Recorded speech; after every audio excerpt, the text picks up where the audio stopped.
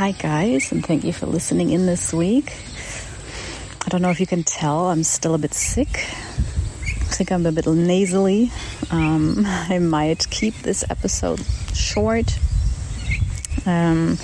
because I have found it a bit tiring to speak over the last week or so. But I'm definitely on the mend and should be okay again in the next few days. What came up spontaneously sort of to talk about was a little bit of, I guess, sort of our physical well-being, physical health to do with our emotional scars, our emotional pain, and how spirituality and stepping out of that can help us, can cure us, can reset our systems and fix even our genes. This is something I've just recently, in the last few days, learned that there is such a thing as, I think it's called gene suppression, where our genes aren't changed, but our systems, our body systems, can shut down certain genes so that they stop working. And ultimately all of it has to do with survival. The body functions in a way to survive. And our mind is closely linked to that, of course. It is not even that it's linked, but it is one and the same thing. So there is the body-mind unity, the one body-mind as a single entity. And I think we all have experienced this. If we're nervous or upset, we have a bellyache. If we're excited, we feel, fluttering in our chest area. You can't separate the two. And I think in that sense, we can make ourselves sick. Our systems, our body systems can make us sick. So if we're unaware of what's happening in our body, in our mind, then it just runs the way it has to run for survival. And the results are physical illness. And how do we change that? How do we correct that? Is by becoming aware, by calming ourselves enough so that we can consciously take a look at what is happening. And that's, it's introspection. It's sort of, going in. It's checking, who am I? What am I thinking? What is happening here? And that's not easy, I think, for us to do. And it's something that you have to practice. And it gets better with time, with consistent practicing. So, for example, I can talk for myself. There are emotions and there are things that have been moving me and making me act a certain way, making me feel a certain way that I wasn't able to look at for a very long time. So once I started my journey with spirituality and doing the inner work, finding stillness and going beyond body-mind, and really having a look at myself and figuring it all out, seeing it for just what it is, and that's okay, and then being able to sort of deal with it, heal it and stuff. But the actual just, sit quietly enough to actually just see how it is without fear of what you find, without the guilt, the shame, oh God, I know I don't want this to be what it is, so I'm just going to pretend it's not there. We do it unconsciously. But to get to that point, it takes time, and it took me a few years. And I'm not done. I still discover things. And I find it incredible that we have this blind spot again, I think it's just this protection mechanism in us that, sort of, we can't deal with it right now, so we're not going to see it. It's unavailable to us. But the more you practice, the more you cultivate mindfulness, the more you meditate, the more you grow spiritually, the quieter you become, the more you can separate yourself from your thoughts and emotions, and the more you ground yourself into your true being, into the stillness, into this awareness, this beautiful, calm, healing space where there's nothing, in a sense, that it's so healing and positive, where you can really just exhale and breathe and be.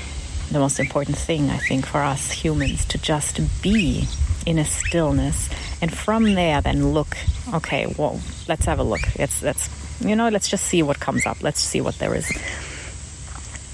And you grow that, you become more grounded in that, more stable in that. The more you do it, the more you can see, I think, once you turn back onto, all right, let's have a look at body mind. And then it's like, whoa, okay, that's there. Damn. Wasn't never able to really consciously accept that or see it, because it's too painful. If you're still sort of attached, if you're still sort of in there, then you don't want to see it, because that would be too painful and you wouldn't know what to do. Because from body mind, you don't really know what to do, or not well. Because when you're in body mind, you're limited and you are reactive, because you are operating within these systems that are incredible. I mean, it's an absolutely incredible system, our body, our mind. It's something like, wow, And but they have their limitations. And if you're in it, then you are limited. And if there is a lot of unconscious stuff, then you are operating in a way, you're being run, you're being guided unconsciously by stuff you have no idea about. And that basically ultimately means you're not free. You're not free because there's stuff you're unaware of that is guiding you, that is making you do things, say things, operate just in a way where you are just like, I don't know why I'm like this. I don't know why I do this. I wish it was different. Like, why do I keep doing this? How do I get free of it? It's that stuff, It's, okay, well, you've got to understand how are you operating, from where and why? Where did it happen? Where, for example, if you are a avoidant, if you have an avoidant attachment disorder, for example, then you are, for example, every time there's conflict in your relationship, you shut down. And if you're unaware of your avoidant personality, your avoidant attachment disorder, and I mean, I'm saying it loosely, disorder, I'm saying it loosely. I'm just saying you are unconsciously, at some point while you were a child, you learned, I've got to shut down.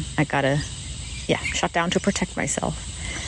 And now this is what happens every time there's danger, perceived conflict, or conflict, you shut down. It is just the response that you built, and it is now operating unconsciously every time.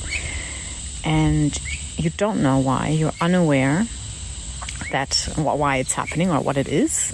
And you're just like, oh my God, like every time, this is causing such problems in my relationship. She does something wrong or it's something that I don't like, and that's it. I just shut down. I become quiet, I give it a silent treatment, and I sit there and I stew in my anger. I hate it. I want out. I don't want to do it anymore. Why am I like this? Why do I hurt myself like that? And it's this unconscious system, this unconscious pattern that runs, and it will control your life and run your life as long as you're unaware of it. So we all have it, and we all could have lots of unconscious pattern that run and that we're unaware of, and we don't care, we don't mind. It doesn't really affect us, but it still means that we're not really free, that we are conditioned and we're running, we're living life and conditioned like this, and it works until it doesn't, right? And then you got to look, and then you can do the work, and then you can look, and you can see, okay, when did this happen? What happened to me? And then once you sort of know, once you're even just aware that, oh my God, I have an avoidant attachment pattern. I feel threatened and I detach, It's something that I do. Just being aware of that already gives you that space. Next time it happens, you're like, I know what I'm doing. I know what I'm doing and why. And then you can have a look, okay, when did this develop? What happened to me? And sometimes just that sort of knowing, this is what happened, and oh my God, this must be when it developed, just gives you that space and almost like strength or the ability to then consciously say, okay, I'm going to act differently now. I'm going to go against this pattern because I don't want it anymore. And then you act differently next time. So it happens and you get caught and you withdraw, you detach, and maybe it'll take you a few hours or even a few days to recognize it, because often these things happen and we don't really recognize it until days or hours later. But once we become aware, then we change. And this takes a while because these patterns are so ingrained. They're so automatic. They're such a quick reaction. They're like, they run so deep that it takes a while, and it is really difficult. It can be really, really difficult to then consciously do the opposite.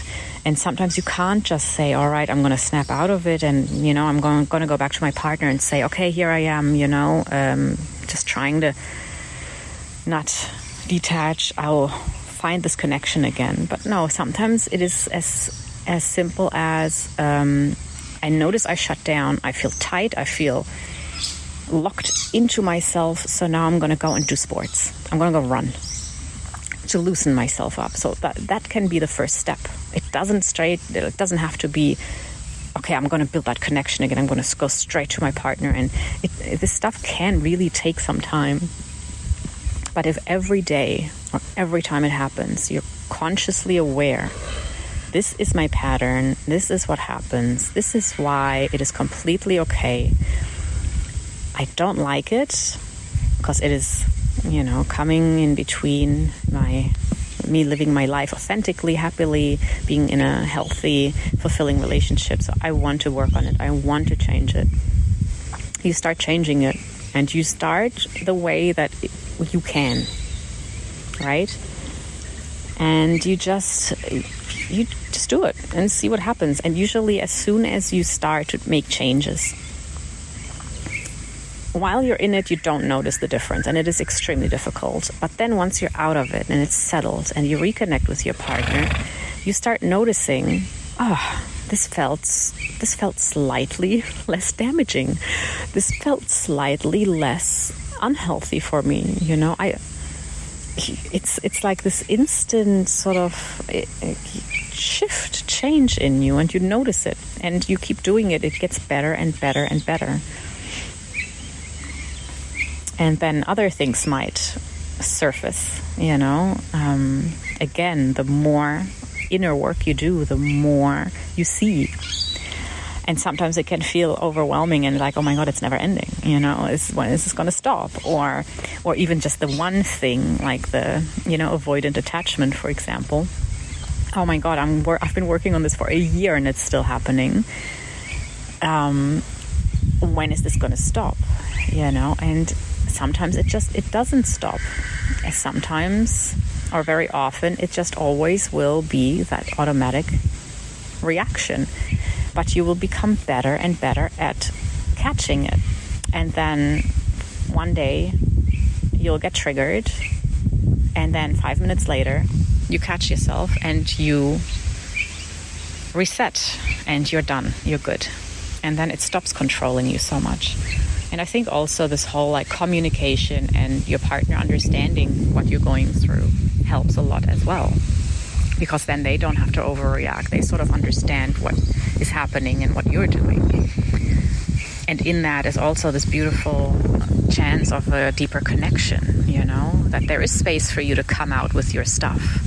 You're not perfect, and that is okay, and there's space for it. I think that is very important. And again, that nurtures this deeper connection that is then possible between two people. And that is the foundation to any of it, any of this. I want to be better. I want to be healthier. I want to live a better life, a healthier, happier life. The most profound, or the most foundational thing for that, for this to be possible, is love, is connection, is a supportive environment. You know, it is the connection to other people. It is only when you have that, it is such a basic human need, you know, that sort of runs our systems. It is what we're based on. This body mind is based on this connection. And you can find that outside and build it outside and then work on yourself. And then slowly from there, either stay there and have a good life, a fulfilled life, you know, getting better and better, you know, getting healthier and healthier, reprogramming, sort of repatterning your systems so that you are calmer, so that there's less stress in your body causing problems, inflammation, disease and stuff. Yes. Or you can go a step further and then find that spiritual, the connection to yourself, the realization that all is one. That is the ultimate connection, the ultimate unity. If you come from there, I think everything else sort of slowly and effortlessly and naturally finds its balance. You know, attachment disorders would automatically resolve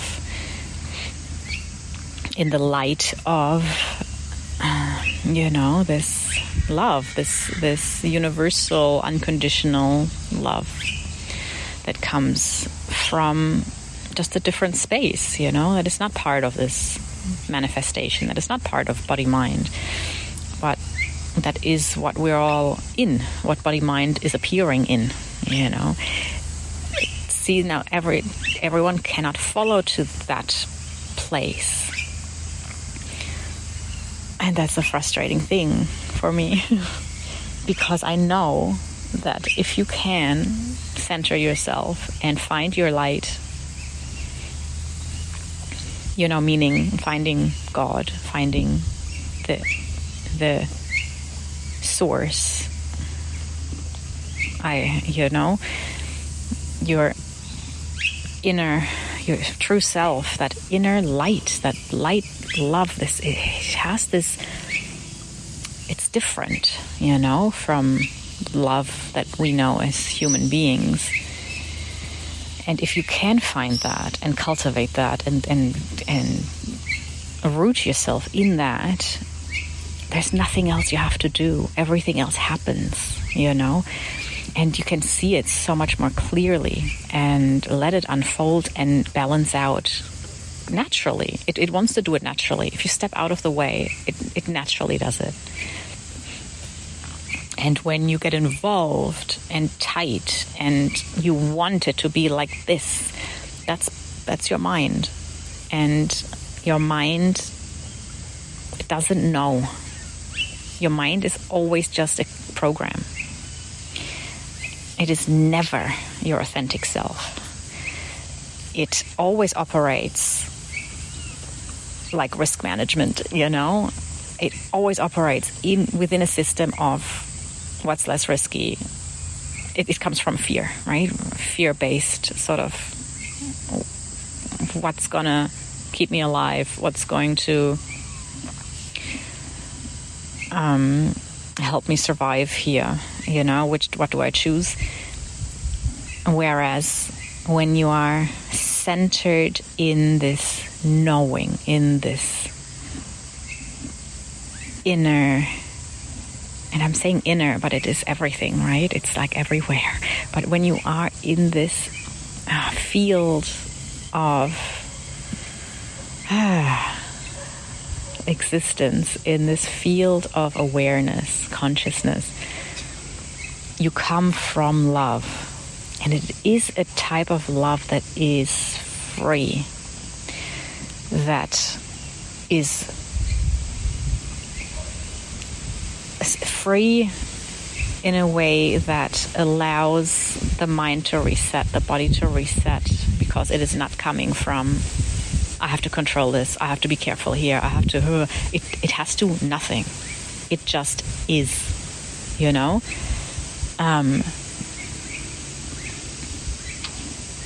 So yeah, it's from there you just heal everything. You know, it's just everything just falls away and can sort of, you know, like, I'm safe, I'm loved, I'm whole, I need nothing, I don't have to worry. Even the fear of death falls away, can fall away. The whole fear of survival, it's not an issue anymore, you know. The body is free to react naturally. So like if a tiger jumped out in front of you, the body would naturally react with fear, would pump you with adrenaline and cortisol, and you would have the capacity to run or fight or, you know, react in a way that will give you the best chances at survival. And then the tiger is gone and you somehow miraculously survived and your system resets. And it just, the adrenaline leaves, the cortisol leaves your body, you know, it's been used up. You scan your surroundings, no more tigers, and you relax, you know, and from this stillness, you continue. No harm done, no, you know, everything's happening as it should. So basically what I'm trying to say is that when you do find your light and you are grounded, it's not like you become this vegetable, right? You don't become a vegetable. You still get to have fear, but it is a natural fear response that makes sense, you know, in the face of danger.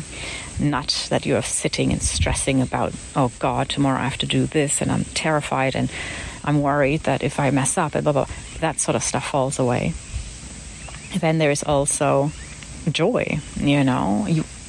You don't become a vegetable as in now you're just happy inside, so you don't move anymore and you just sit and meditate all day and you have no more joy in your life. No, you have more joy. You can enjoy yourself more because, for example, the fear isn't there of, oh, I'll make a fool of myself if I say this or do this, so I won't, you know. But no, now you are sort of learning to be free to be your authentic self.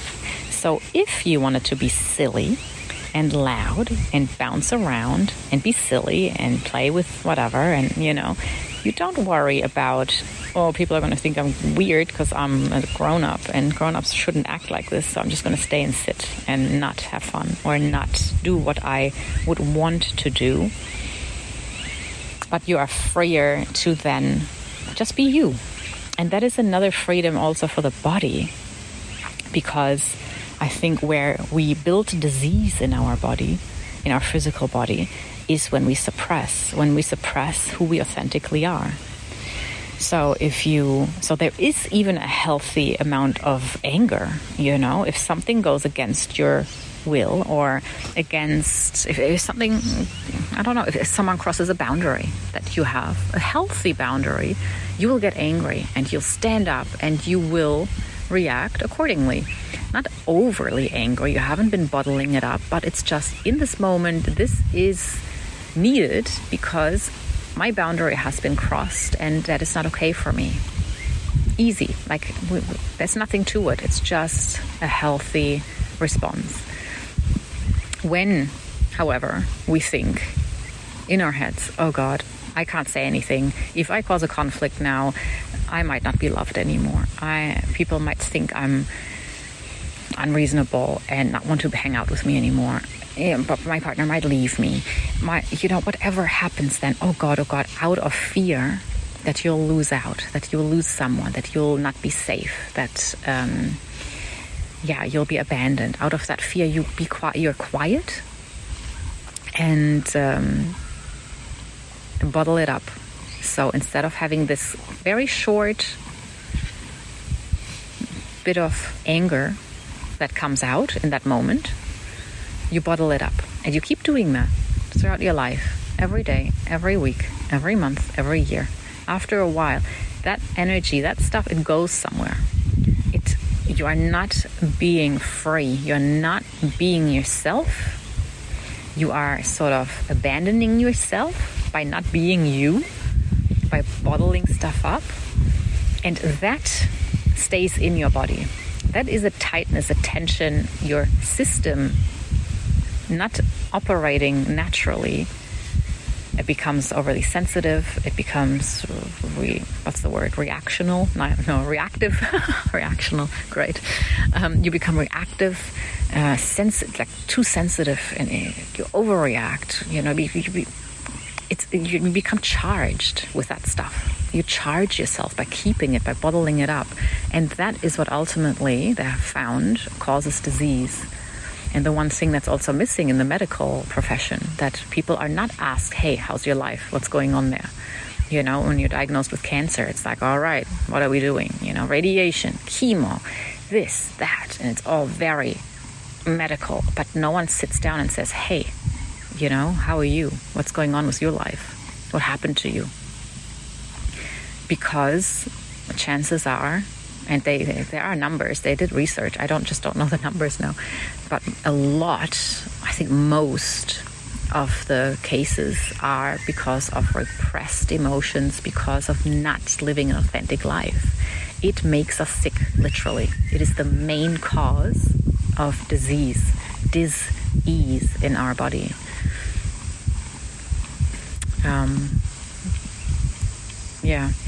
So there are ways, if you only understand body-mind, there are so many ways for you to reprogram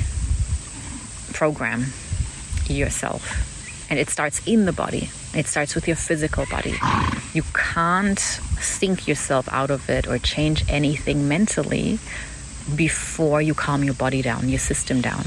And so many times people have no idea how uptight they are, how sick they are, in a way that, they can't take deep breaths.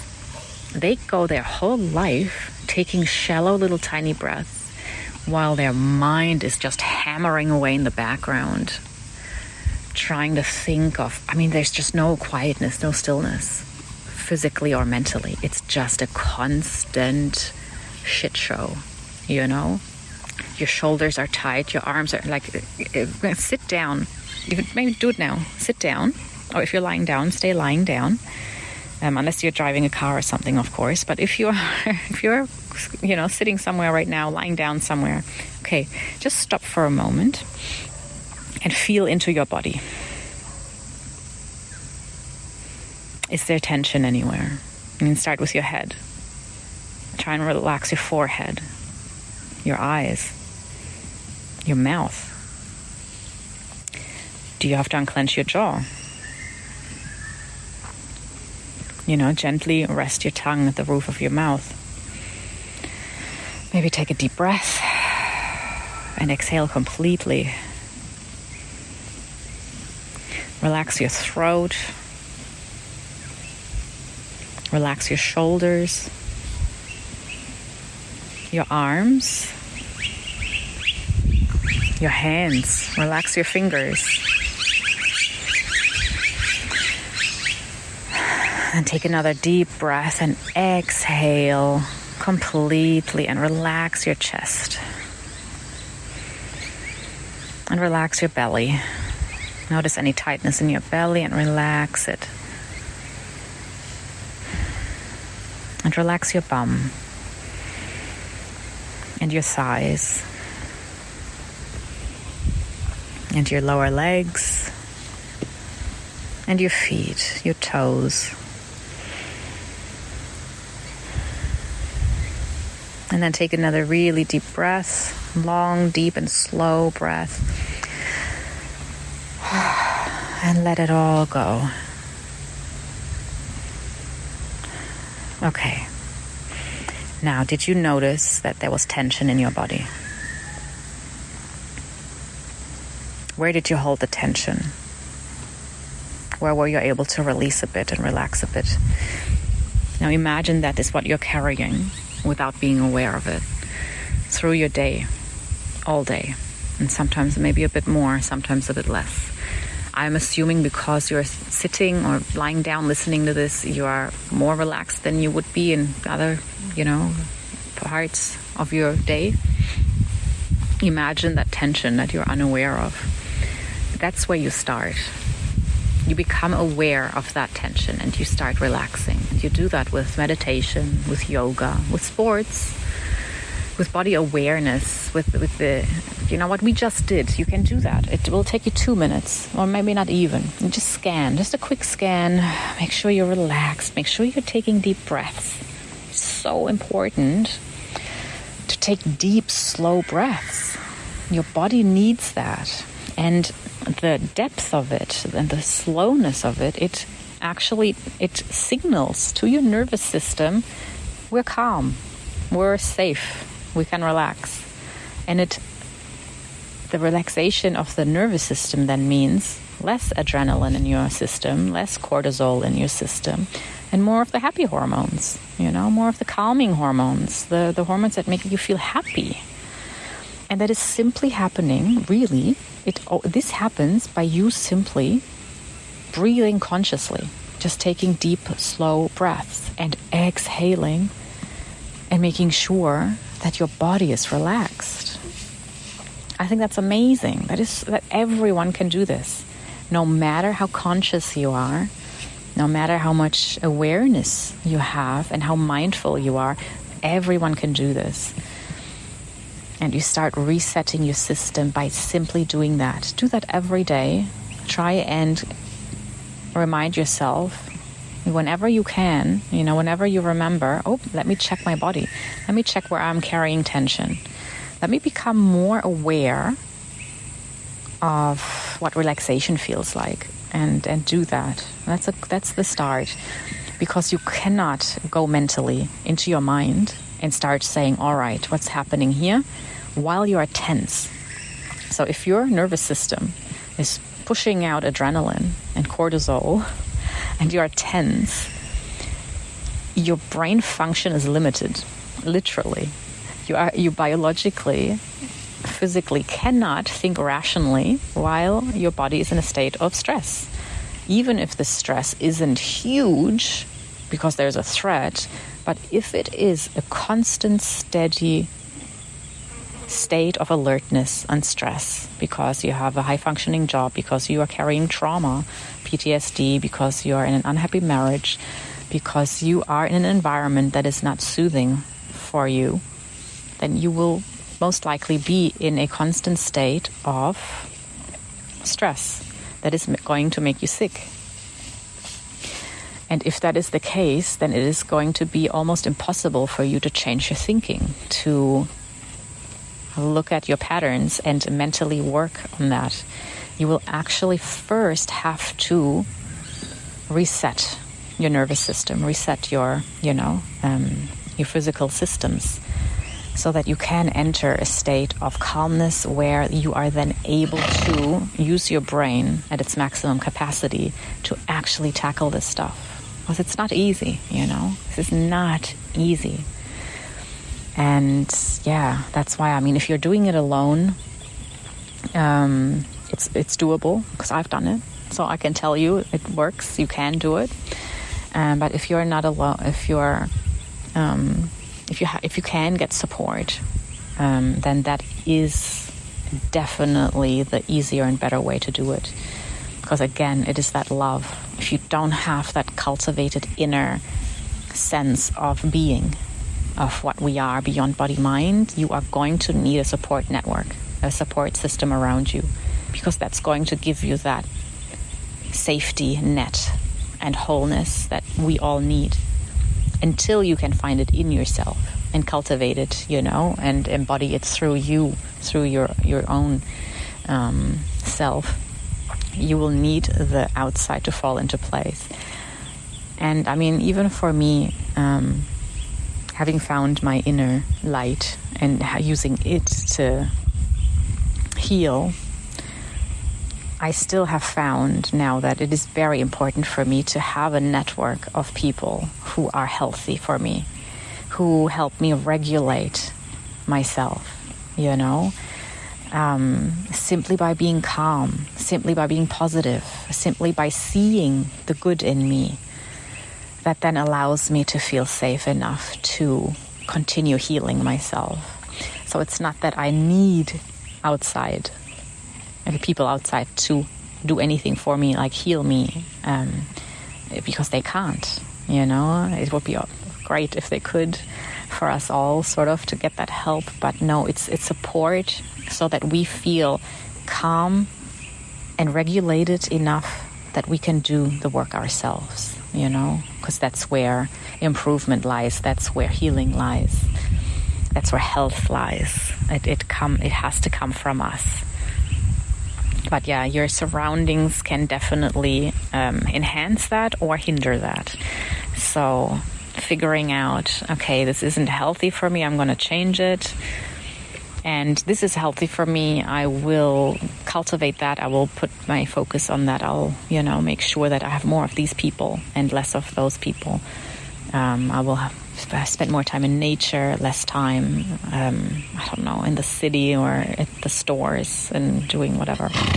Just, there's so much, there's so much we can do to help ourselves regulate and reset and nurture and heal ourselves. So much. And it is possible on all levels, the physical, the mental, the spiritual, whatever else levels there are. It's possible on all of them, and that's the beauty of it. All right. I'm starting to get, nearly 40 minutes. That's pretty impressive. I hope you gained something from this. I hope this gave you a little bit of a push and energy to go, yes, I'm gonna unpack something here. I'm gonna try and look after myself. And if you need any pointers or if you have any questions, ask. I don't know if I'll have the answers, but I will look for them and I will come back with, stuff that I've learned and read and heard. And or even if you know something that helped you, then share it, and I will try and incorporate that into either a question and answer episode or a next episode if we want to dive deeper into any specific area or topic that I mentioned today. All right, well, be kind to yourself. Notice your body, notice your tension, make sure you release, make sure you breathe deeply. Heal yourself. Every breath can heal you. Every action can heal you. Every choice you make can heal you or harm you. Be mindful. Be mindful and become your own best friend.